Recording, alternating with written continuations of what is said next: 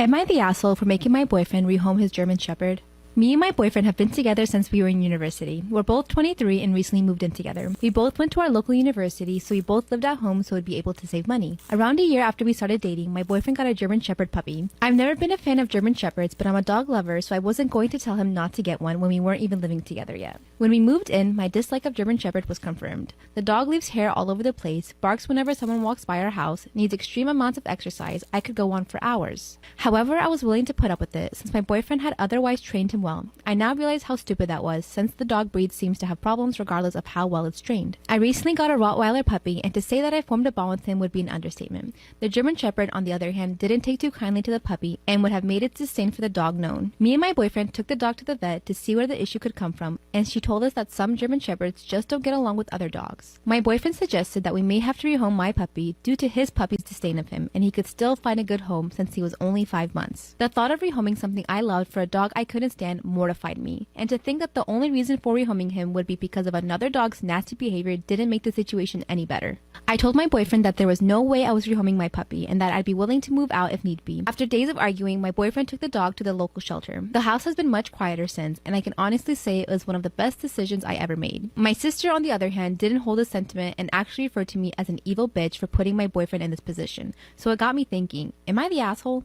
Story time about how my half-sister tries to steal all of my boyfriends. Disclaimer, this is not my story time. It was sent to me on Instagram. I'm currently 24 years old and I didn't meet my half-sister till about a year ago. She's 22, so she's 2 years younger than I am. My parents have a really complicated past. They divorced when I was really young, and they pretty much never spoke after the divorce. What I didn't know back then was the reason why they got divorced until now. When I was 3 years old, my mom found out that my dad had a child with another woman. It was totally heartbreaking for my mom, and I totally understand looking back. Fast forward 20 years later, my mom and my dad started speaking again. They kind of wanted just to get over all the past stuff and just be friends. I was really happy about this because I've always wanted this for my parents. Throughout the years, I kept a decent relationship with my dad, but we were never really close. So once my mom and my dad started making up, I started having more of a relationship with my dad too. And I also knew that I did have a half-sister somewhere in the world, so I was excited to meet her. We all decided to go have dinner, and that's when I met my half-sister. I assumed that her and I were just going to become really good friends because we were so close in age and we had the same dad. I mean, she's my half-sister, but I couldn't be more wrong. As soon as we met, she didn't even want to give me a hug. My mom was so upset by it that she even confronted her and asked her what her problem was. And in front of everyone at the dinner, she told my mom and I that she had no desire to get to know us and that she didn't even consider us family. My mom and I left the dinner and basically didn't speak to her for a long time. But of course, my dad, being my dad, forced her to call my mom and I to apologize. Of course, this was all super awkward. She apologized and we went about our lives. Right before Thanksgiving, I started dating someone new. He was really amazing. We got along super well and had tons of fun. My mom loved him. That year, we decided to join the two families and have one big Thanksgiving dinner. I knew my half-sister was going to be there, so I talked to my mom and told her to just have patience in case she said something to us. As soon as we show up to the house, my half-sister goes straight to my boyfriend and starts talking to him. At first, I didn't really get annoyed at all because I thought at least she was being nice. But boy, was I wrong. She spent the whole night talking trash about me to my boyfriend. My boyfriend kept looking over at me and making weird faces, so I went over there and asked him how they were. That's when my half-sister literally looks at me and just walks away. Then my boyfriend fills me in on everything that she said about me. She told him that I was dating 3 other guys behind his back. Thankfully, he didn't believe her, of course. But after this, she basically stalked him on Instagram and wouldn't leave him alone. She even got his phone number and started sending him messages. And the only reason I found out was because I saw a message come in through his phone. When I confronted my boyfriend about it, he told me that it was totally innocent and that I needed to get over it. And yes, my half-sister is very pretty. But I got really upset at my boyfriend and decided we needed to take a break. After she stalked my boyfriend and started sending him messages, told him we needed to take a break because I saw the messages on his phone. And he didn't tell me. Instead of confronting her, I decided to call my dad and tell him what she was doing. That's when my dad told me that he was sick of us being children and that we both needed to mature. I mean, I wasn't the one stalking her boyfriend. Since that failed, I went straight to my half-sister. I told her she needed to leave me alone and to never speak to me again. That's when she literally denied everything that she had been doing. She told me that my boyfriend was making all that stuff up and that she would never do that. Of course, I didn't believe her. After a few weeks, I call my ex and tell him that I'm ready to talk again. That's when he told me that he actually started dating my half-sister. I couldn't believe it. Once again, I called my dad and told him what she was doing. And when he asked her about it, she denied having ever done that. She even told my dad that she wasn't dating him. So at this point, it was her word against mine. I decided to just move on with my life and I started dating new people. Once again, I meet a really good guy. I told him I wanted to take things slow and he said he understood. We were out to dinner one night and I decided to tag him in one of my stories. A few days later, he asks me if I have a half sister and I said yes. That's when he sent me a screenshot of a conversation he had with her. And again, she was telling him that I was dating a bunch of other guys. She even asked him if they could meet up for coffee. I told him to block her and completely ignore her. A few days after that, my ex, who left me for my half sister, calls me up and tells me that she broke up with him. He told me that I was right about her, that she was toxic and totally demented. He then begged me to give him another chance. Once again, I go to my dad and I show him all the screenshots of her messaging my boyfriends. Finally, my dad believed me. My dad and I both confronted her and she denied everything once again. But then, the new guy that I'm seeing sent me another screenshot. She apparently messaged him from another number and asked him out again. I don't know what to do at this point. She keeps denying having done anything. In fact, I'm almost scared of her.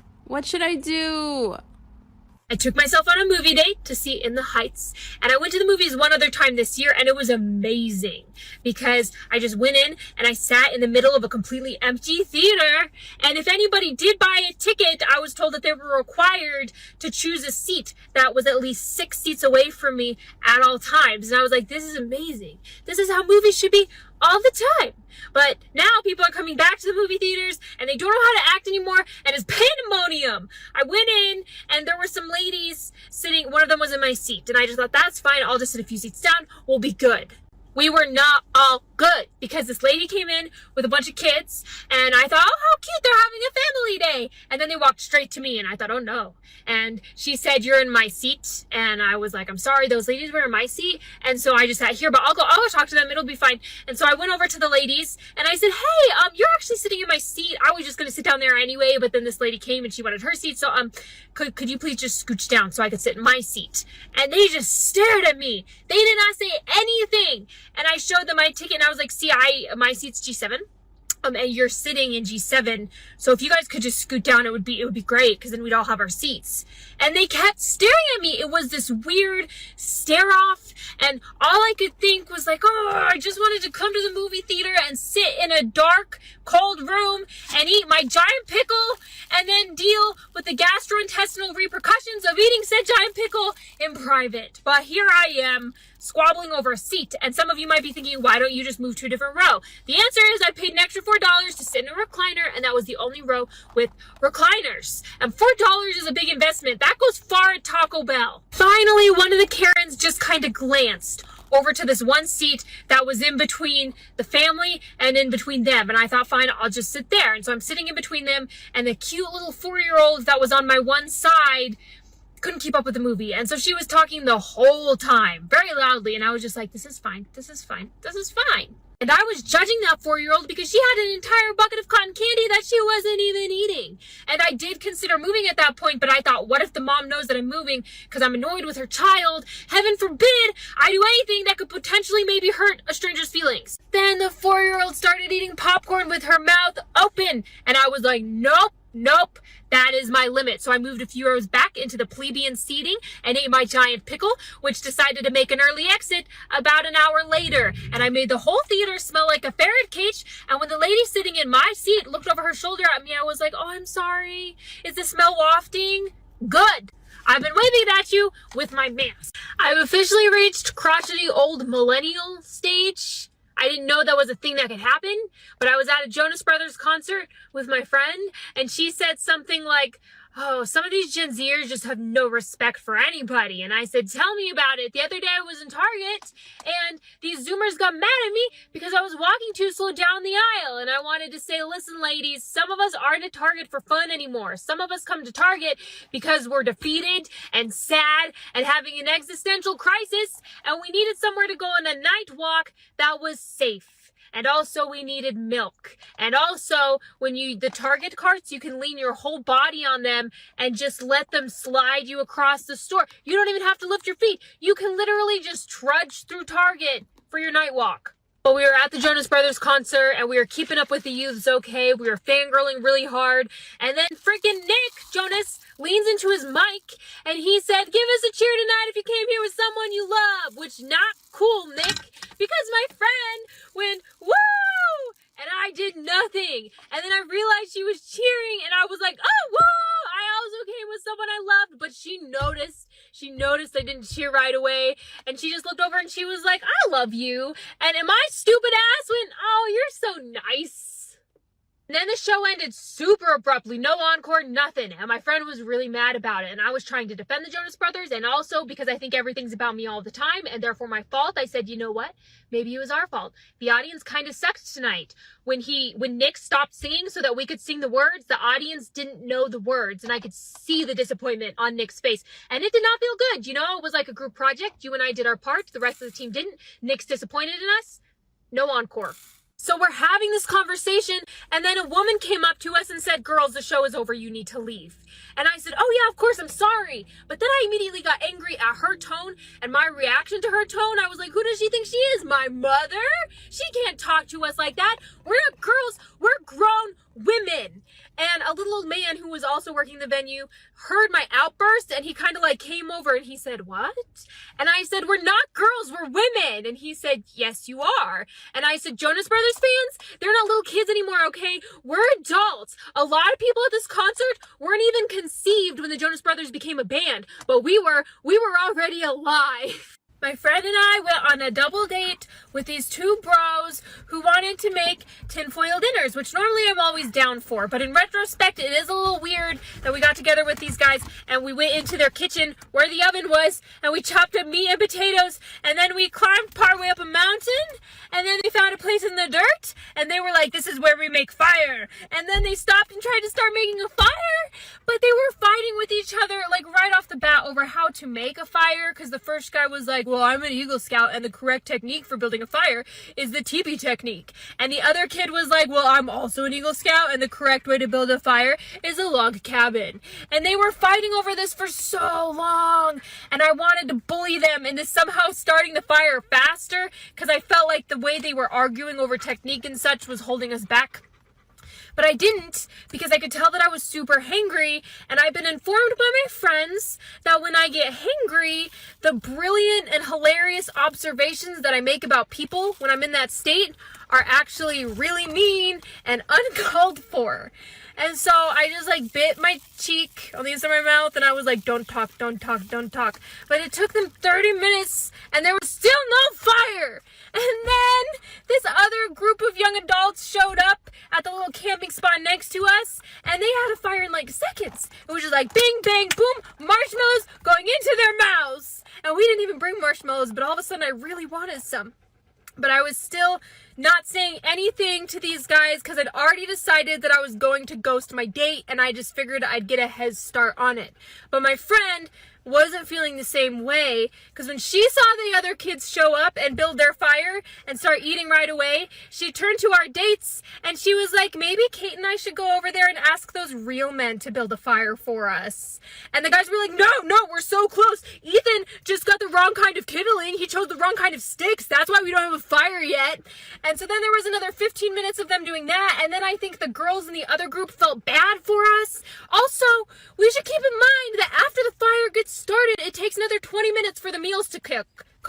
And my friend and I were very aware of that. We were very aware of how long it was going to be before we were able to eat. We were very grouchy. The other girls felt bad for us. They came over with a bottle of fire starter and said, hey, did you guys want to use some of our fire starter? And the boys were like, no, we don't need that. We're Eagle Scouts. And my friend was like, we're using the damn fire starter. And then we were finally able to eat like a half hour late. Friend almost killed my son. So I met this girl in high school freshman year. Let's call her Rose. Rose was outgoing, fun, and goofy. We were nerds at the time, but grew up by freshman years. There was no issues with her at all whatsoever. No red flags. The only problem in my life, though, and throughout a majority of my life, was that I lived in a toxic household. My father used to beat on me, and my mother used to emotionally manipulate me. And then my mother would sit here and really have the nerve to complain when I wouldn't spend time with her. And then when I tried to explain why I wouldn't, she would just sit here and emotionally abuse me again. So one day I started showing symptoms of pregnancy and I went and got tested, and it turns out I was 6 weeks pregnant. I had a boyfriend at the time, so I informed him. He told me he wanted no part in this. I was devastated and distraught and heartbroken, not to mention. Not only did he never actually love me, but he also abandoned his soon-to-be child. So my best friend brought up the idea of living together. My gut was telling me something was off about this idea, but I knew her for 4 years and I knew she wouldn't do anything bad. We rented out a 2-bedroom apartment and everything was fine at first. She forgot to do a couple of chores, but after reminding her, she did it.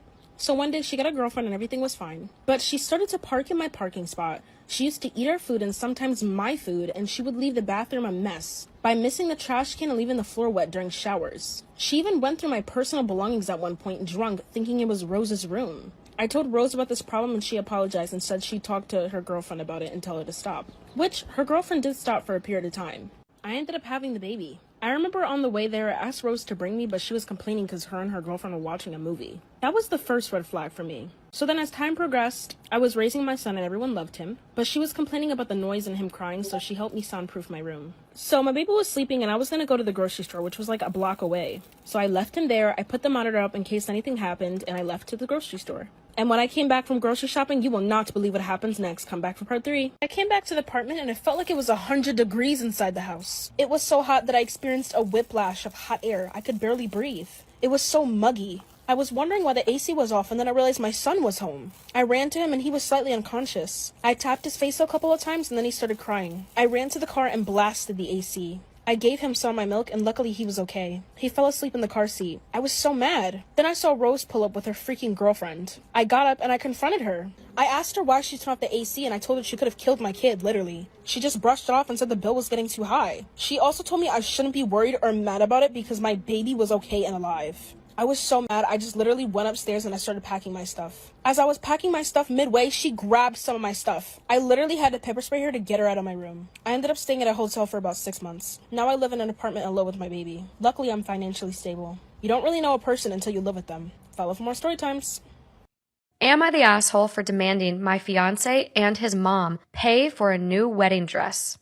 Me, 26 female, and my fiancé, 28 male, have been engaged for 4 months. We're planning on having our wedding on October 18th. My future mother-in-law kept annoying me and sending me suggestions for choosing the right wedding dress and said that she knew better and tried to get me to approve of wedding dresses that she chose, and when she couldn't enforce her decision, she demanded I take her with me to buy my wedding dress so she could have an opinion. Before I went shopping, I asked her if she wanted to come, but started making excuses about how busy she was with my sister-in-law. So I went shopping with my mom, and I was able to find a really nice dress. I made some changes to it, and it was perfect. It arrived to my apartment at the end of the week, and I made sure it was stored in a safe place so it didn't get ruined. Yesterday, I got back from my mom's house, and I found that my fiancé wasn't home. Neither was the dress.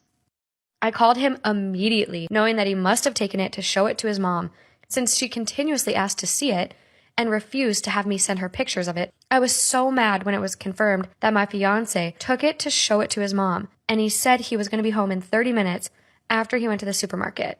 I waited for longer than I had to, and then when he arrived, I ran to get my dress that was buried underneath grocery bags. I took it to check on it, and its zipper was broken, and the dress itself was stretched out. I was like, what the fuck happened to it? My mother-in-law must have tried it on, because it looked ruined. I had to call my mother-in-law when my fiancé told me his mom and sister took turns to try it on. I was absolutely livid. She told me she did nothing wrong and that I was making a big deal out of it. She said she'd get a replacement for the broken zipper, but I told her to pay for a new dress since it was stretched out and no longer fitting. She refused and said that I probably wasn't happy with my dress choice and wanted for her to pay so I could get a new one. My mom said she'd pay for fixing it, but I just hate it now that someone else wore it before me. I'm mad at both of them and seriously considering postponing the wedding. Do it. The mother and the sister, emotional incest. You tried on that wedding dress because you want to fucking marry your son. Am I the asshole for refusing to let my niece swim in our pool with the other kids? Last week was my son's 12th birthday party. My family showed up to our house. I greeted my sister, who said she wasn't planning on coming since my niece, 14, was on her period and didn't feel like going out, but thought this would cheer her up a bit. I welcomed them, and they sat in the living room to eat. I was watching the kids swim when my sister and my niece approached the pool. My niece was in her swimsuit, ready to jump in with the other kids. I stopped them and asked my sister if she was really going to let my niece into the pool while on her period. She said it was fine, really, and that she took necessary precautions. I don't know what that meant as a guy, but still, I knew enough about periods to realize things could get messy. I said sorry, but I can't let my niece into the pool with the other kids in fear of any accidents. She angrily said my boys literally pee in the pool while we were talking, so accidents my ass. I just politely told her I was sorry, but it's different when dealing with blood than with urine, which is way too common in pools, by the way. Again, I said I wasn't going to allow any accidents on my son's birthday and suggested other activities for my niece. My sister blew up, calling me a raging, insensitive asshole, then, literally, and out of the blue, told my niece to get dressed because they were leaving. My parents then asked what was going on, and my sister told them I selfishly and meanly told her daughter off for wanting to swim in the pool with the other kids, just because she was on her period. And then she left. Mom gave me a look and shamed me up and down for how I treated my niece and sister. I said I didn't tell them to leave, just didn't agree on letting my niece use the pool when she's on her period, especially since I've asked my sister if she's done it before, and she said no. I honestly don't want to have to deal with cleaning up a bloody pool for the sake of what? Family? I just felt it was inappropriate, and besides, it's not like she's banned from the pool for good. Mom said I was still in the wrong, no matter how hard I try to spin shit. My wife said I didn't overreact, but at least I could have been nicer about it. Was I the asshole in this situation? Yeah, you were the asshole. You have only boys. They definitely pissed in that pool. But the little boys are not sharks. They're not going to smell one hit of blood and be like, all right, we're going to swim towards the niece. This man has no idea how women's body works, and there are 3 generations of women being like, you sound insane. And he's like, I'm not insane. I've, 26 female, been dating a new guy, 30 male, for 5 months. I like him. And he invited me to his parents' house for the long Memorial Day weekend. So the parents order takeout Friday night for everyone, and it's this extremely spicy Indian food. Not my first choice, but I'm going to try everything to be gracious. Wake up early Saturday at his parents' house. Feel a bit off, but maybe I just need breakfast. Meanwhile, the guy I'm dating and his father have planned a pre-breakfast run, and the dad is like really laying on the pressure. Reluctantly, I put on running shorts and whatnot and head out to the driveway with the 2 of them. After about 15 minutes, I had fallen a bit behind, and I was realizing something was very not okay in my body. The dad slowed down to shuffle next to me. Quote, "You okay? Oh no. Need a break? You look really white in the face." We were at least a mile from their house, standing on a fully quaint, tree-lined residential street with no public bathrooms or even woods, and I was not okay. I stopped shuffling. The guy I'm seeing responded to his dad's shout and ran back and put his hand on my back. All I remember is saying, "Don't fucking touch me right now." Oh, At a no. at a point of no return, leave me. Fast. Just run ahead. I'll meet you back at the house. Did they listen? You bet not. They insisted on staying and calling his mom to drive their car to pick us up. I couldn't even speak. I tried to walk towards a tree, but it was too late. I fully shit in the middle of the road. Not like a cute shit I could hide in my shorts. The kind of unforgivable and unspeakable shit where you have to flush the toilet a few times. Poor A thing. small or maybe large piece of my soul and dignity was left behind on that street a few weekends ago. I fled the weekend trip early after my shower, making up an excuse. I have told the guy since that I just can't face him in person yet. Someone please help. Am I the asshole for wanting my mom to be in the delivery room when my wife has our baby? My wife, Alice, 28 female, is 7 months pregnant. She's starting to think about who she'd like to have in the delivery room when the time comes. She said she would really like her dad there for support. Alice is really close with her dad since she was a kid and has only grown closer to him since her mom died, so that was no surprise. I'm completely fine with having Doug there. She said she doesn't want her stepmom there, which is fine. Her stepmom is really sweet, has been so helpful through the entirety of the pregnancy, and I know she will be hurt when she finds out she can't be there, but I can understand. The issue I have is that Alice doesn't want my mom there.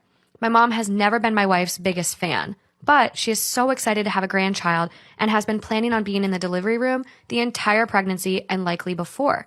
Like I said, my mom has been hard on Alice and can be a little judgmental, but she's still the grandmother of our child and wants to be there. She's also my mother, and I find it unfair that she can have her dad there, but I can't have my mom there.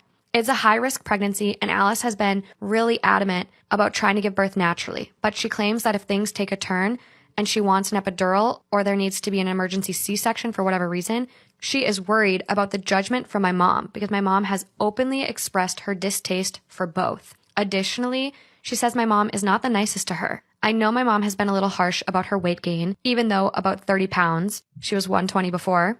Allegedly, when my wife went over to my parents' house recently, she dropped a plate on the floor, and my mom yelled at her while she made her get down on the floor and clean it up. Oh my gosh. I understand where Alice is coming from, and while she'll be the one giving birth, he is my child as much as hers, and I feel like I should be allowed to have my mom there. My wife and I got into a scuffle about this before she started crying, and the issue was dropped. She told me that I was being selfish, but I feel like she was being selfish too. Am I the asshole for wanting my mom to be in the delivery room while my wife has our baby? Honestly, kind of, yeah. Yeah. She goes, me, 22 female, and my boyfriend, Jacob, 25 male, have been dating for 3 years. He's always been the fun, bubbly type person in the friend group. Always smiling, always laughing, always up for chit chat. 6 months ago, January 2021, due to COVID, we haven't been able to travel anywhere, and we used to go on little weekends away. We live in Australia, and the country's back open for travel, so I was like, let's organize a little weekend away. He was all down for it. We went to the Hunter Valley, a winery region. I don't know what happened on that trip, but he has been depressed ever since. Doesn't laugh, doesn't smile, doesn't ever want to talk. It's like something clicked in his head and he just changed. There was no leading up to this. He then starts mentioning his ex. Oh, okay, now it's starting to make sense. We never really bring up our ex-partners. All I know is me and her are complete opposites. Taylor, she's blonde, 5'3", Australian Elle Woods. Me, brunette, 6 feet, farm girl. 6 feet? Races Go off, dirt queen. bikes. Yeah, seriously. One night during sex, he called me Taylor. Wait, the ex's name? Yeah. No. Maybe a couple weeks after that, I was cooking dinner and he said, oh, Taylor would cut the bread this way. I kind of just ignored it because at this moment, he's in a really depressed state. He has made a few more comments saying Taylor did this or like this over the next 2 months. 3 months ago, in April 21, his dad passed away in a car accident, which sent him into just a spiral. It was the deepest part of his depression. I've never had a problem with his family. They're welcoming, always there if I need anything, very, very supportive. I'm there trying to support his mom because she just lost her husband by cooking meals, cleaning around the house. She said, you've missed a spot on the floor over here. When Taylor would mop the floor, she wouldn't miss a spot. What the fuck? This made my blood boil. Another day I had it over there. I was just wearing like sweats and a jumper, like I'm going to go cook food and don't need to be looking like $1 million. He said if Taylor was the rock at my house, she would look presentable. So I walked out. Am I the asshole for walking out? No! Will I be an asshole if I leave my depressed partner? No! Is she an asshole to compare me to one of his ex-partners? Yes. Am I the asshole for making a scene of my adult son and sticking my nose in his marriage? Here's the important background. My daughter-in-law, 32, and son, 33, have 3 children, aged 3 years, 2 years, and 4 months. He convinced her to be a stay-at-home mom and sell her business by telling her how good of a childhood he had and how happy my marriage was without telling her, in parentheses, which I found out today, that our arrangement was everything before 9 a.m. and after 5 p.m. was split 50-50. Sunday was my day off, and I was brought out twice a week. On to the story. On my last visit, I noticed my daughter-in-law was struggling mentally. So I, my sister, 55 female, and her girlfriend, 53, pulled our money together and paid for a spa weekend for them while we'd babysit the kids for her birthday last weekend. I was preparing on Thursday evening for the kids to arrive when my daughter-in-law rang me, holding back tears, saying they won't be going because my son's friend came to town and he said he wanted to spend the weekend with his friends catching up.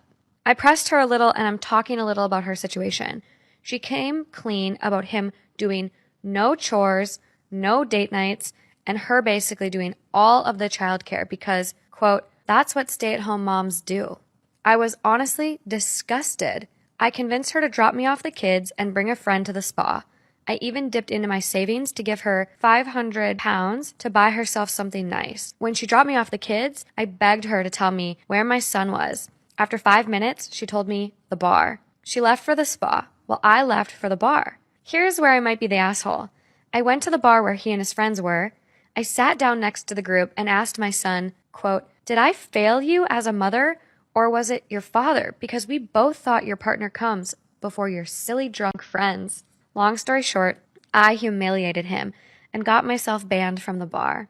My daughter-in-law said she will be taking the kids to her parents when she gets back tomorrow, and my son is calling me an asshole for humiliating him, sticking my nose in his marriage. Maybe I should have stayed out. I don't know. Oh, I got stuff on this one. Wow. Am I the asshole for not changing my baby's name again after I changed it for my sister once already? I have a 9-year-old daughter and another on the way. I had 2 grandmothers, Annie and Rose. I named my oldest Annabelle. I did not name her after Nana Rose at the time she was born. Nana Rose was still with us. When I found out I was pregnant with a second, I decided to name her after Nana Rose, who passed in 2017. My sister Lucy got pregnant about 5 months before me. She says that she wants to name her baby Rose after Nana Rose. I say our kids can share the name. She says I already have Annabelle, and I could have named her Annabelle Rose or something, but passed on the chance. So I can't also have Rose. I figured this is not the hill to die on. So I say I'll look for something else. I then crack open a baby book, and after a few entries after Rose is Rosalie. It's perfect. Honors Nana, doesn't piss off Lucy, and my boyfriend loves it. Lucy finds out the new name and says it's lovely and she approves, which annoys me, but I say nothing. This all takes place in the 8th month of her pregnancy, 3rd month of mine. So I don't even know the gender yet, and this is all a hypothetical. A couple weeks later, Lucy gives birth. She announces that her daughter's name is Rosalie. At this point, I'm really annoyed because I went to great lengths to leave the name Rose available, and she's nicked my choice. Mom calls me to say she knew what Lucy was planning and hopes I'm not upset because this means I can now name my incoming daughter Rose. Except now I'm attached to Rosalie. Wow.